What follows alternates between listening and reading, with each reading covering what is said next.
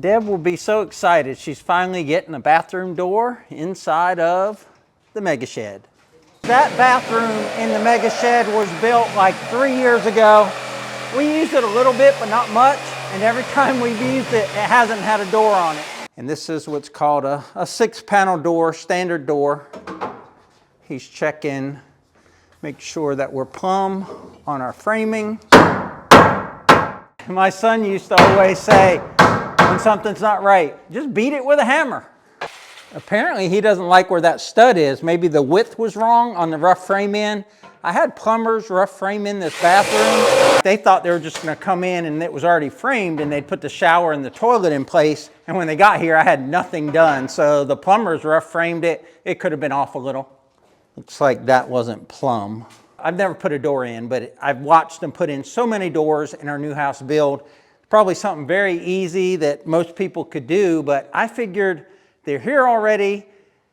They're building my house. They can probably put this in like 5 minutes, and it would probably take me like 4 hours. No joke, like 4 hours. Like it would take me 30 minutes or more just to figure out what the rough framing needed to be.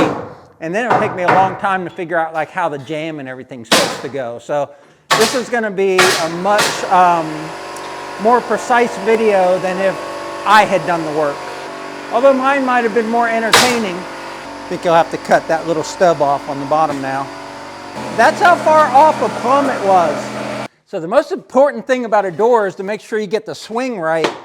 And what we want is the hinges on this side so that it swings open, and that would be a left-hand outswing.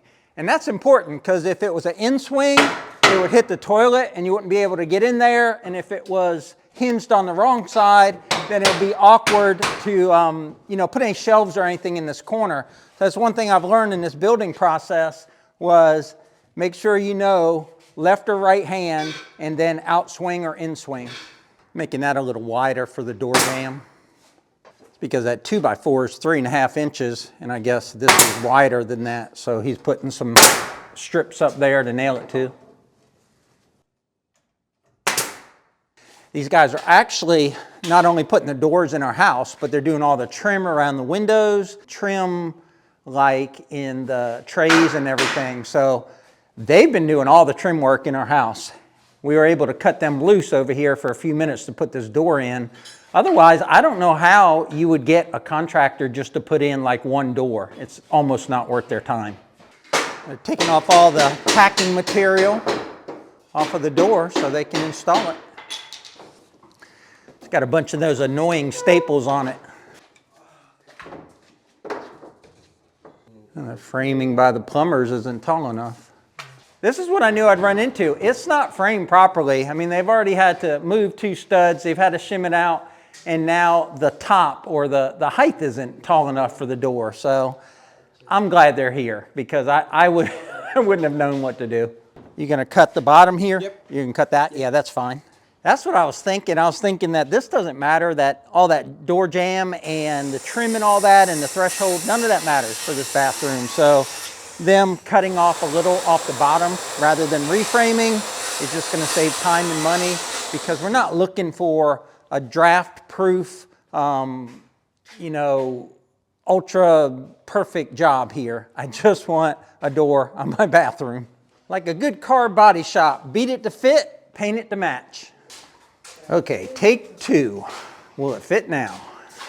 Oh, it's in there. It's in there.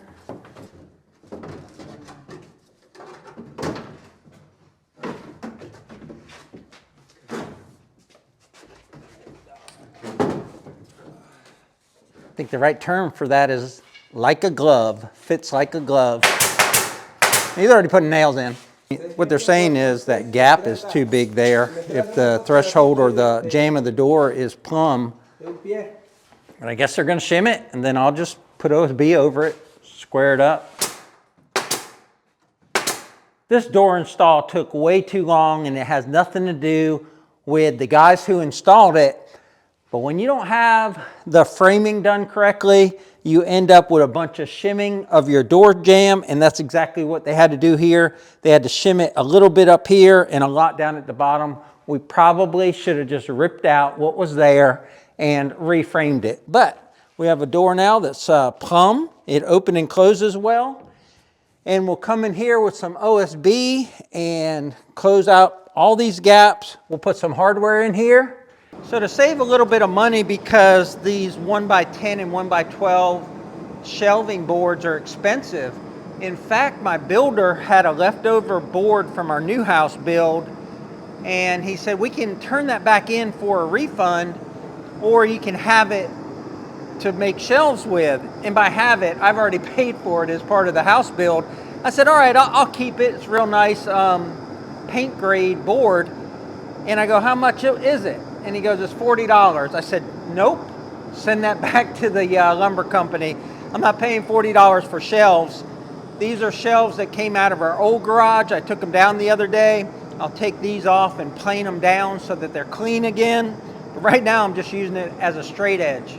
I'm going to be trimming out the door. I'm going to put OSB on either side. I don't think I'm going to paint it white. I think I'm going to leave it just OSB, but this is thinner at the top and wider at the bottom, and I'm using leftover pieces, so I'm going to kind of piece that in there, and so I got to have it tapered, and the same with that side over there. I've got all my measurements right here. I got to go 9 7/8 down to 11 and 8 3/8 down to 7 3/8, and they got to be 81 inches long. Wait, Miss Piney Grove, she's all bundled up. She's been running Bella. Man, it is just cold out here. That wind is blowing. I gotta freehand this because it's at an angle. I sure hope I cut the right one. I wasn't gonna cut the right one. I turned it over just in time. All right, let's do this.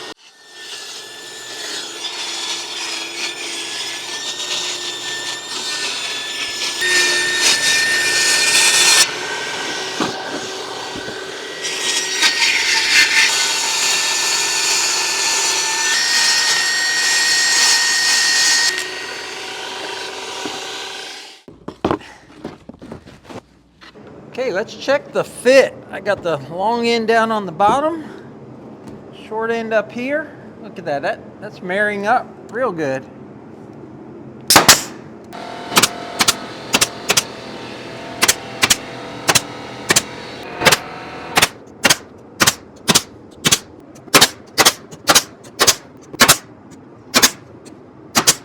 Pretty sure that thing's not going anywhere. All right, guys, I got the pieces cut here. I'm gonna 3-piece this, and let's see how my fitment went, because it's tapered over here. There's 1 inch of taper. It's wider at the bottom than it is at the top. That piece fits pretty good. That piece fits pretty good. Last one.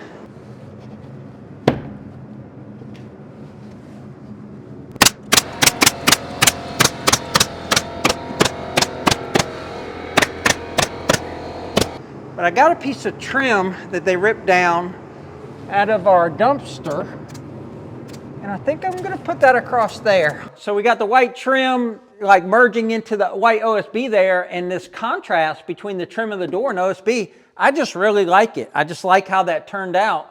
And what I did off camera is I took some additional spare or really small pieces of OSB, and I came in and sheathed it on the inside right here.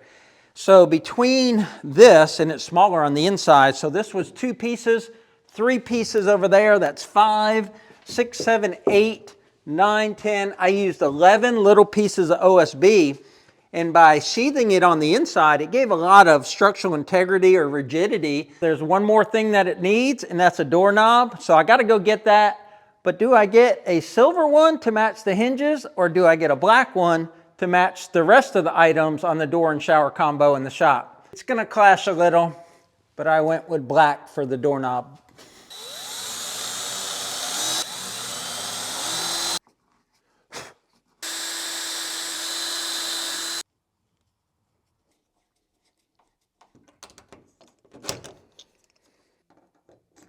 Yep, There we go.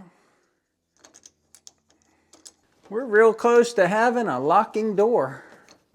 This went in pretty simple. I just had to drill 4 holes. Used a 1/8 drill bit and just a hand screwdriver. I didn't use a impact.